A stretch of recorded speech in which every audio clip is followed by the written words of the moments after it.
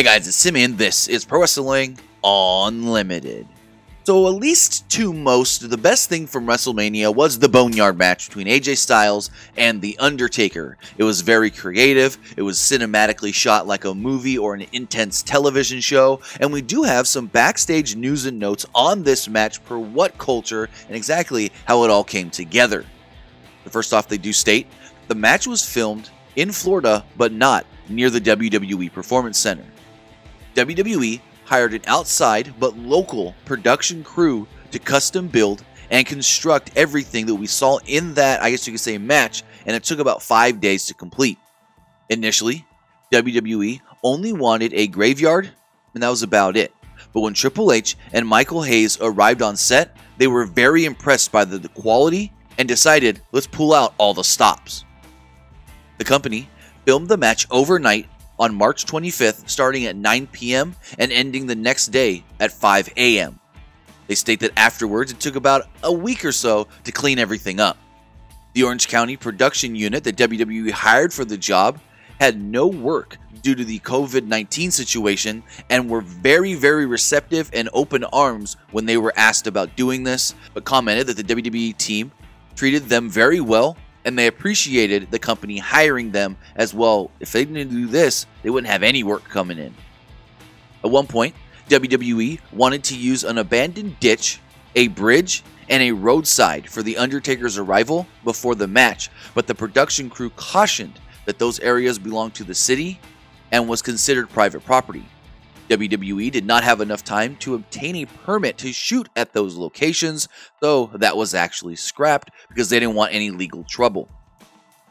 Now, the Druids that were used during the fight sequence were said to be nervous about screwing everything up, so Undertaker, AJ Styles, Carl Anderson, and Luke Gallows all spent considerable amounts of time with the extras just to make them feel more comfortable and familiar with what they needed to do.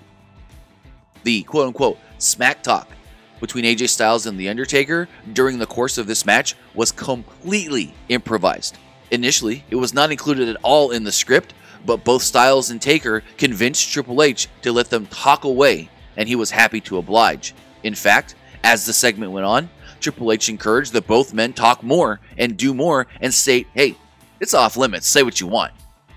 Undertaker wasn't supposed to bleed during the match, but when he decided to reshoot his Hearst window attack spot from a different angle, he ended up accidentally smashing it.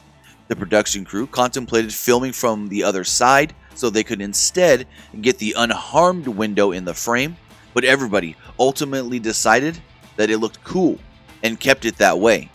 The incident caused Taker to suffer a cut on his arm, and again, the team decided to continue filming rather than stop to bandage him up. I mean, just my opinion here, if you would have had him do that spot, or not show the spot, but then all of a sudden in the next spot, he's got a bandage on his arm, that wouldn't seem fluid and legitimate with the segment.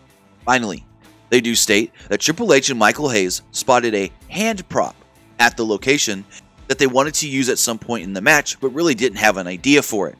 Undertaker was the one who pitched the idea of having quote-unquote AJ's hand poke through the dirt at the end of the match.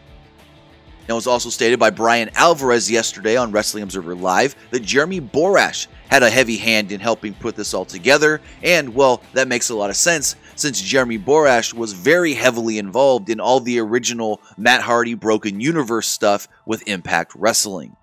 There's a lot of very interesting information here that Triple H really went all in on this, that he lit The Undertaker and AJ Styles, put a lot of them into this match, and it just shows on those performers, AJ and Undertaker, how well they can do when they're given liberties to just go for it and not be told exactly, hey, this is what you need to do, this is what you need to say, this is exactly how we want it to come off. With them being able to, I guess you could say, improvise all those lines during this match, it really did make it come off as legit, and 100% they didn't like each other and they just wanted to beat each other's ass.